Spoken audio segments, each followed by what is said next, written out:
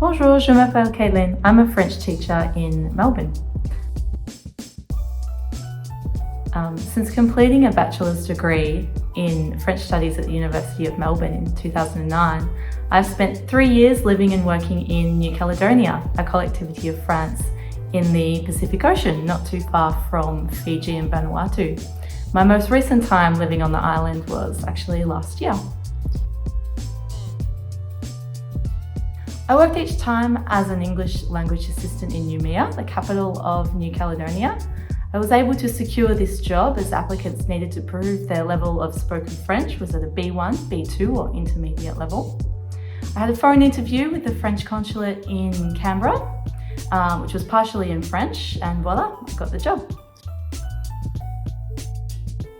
Learning French and subsequently doing this job has been one of the best decisions I've ever made. My French has improved enormously each time I've been back.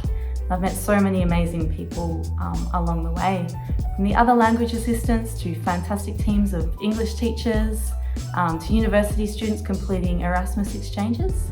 I now have friends in Spain, Hungary, Luxembourg, Germany, Japan, Reunion Island, Guadeloupe, Cameroon, Senegal, and of course I still have my local New Caledonian friends.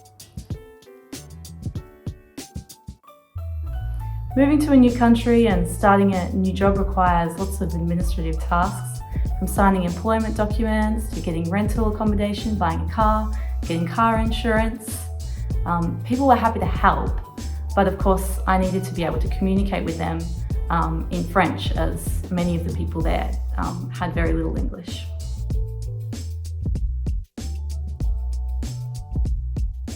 People are very friendly in New Caledonia. It was fairly regularly that I'd find myself in a conversation with someone at the market, at a sporting event, or on one of the outer islands.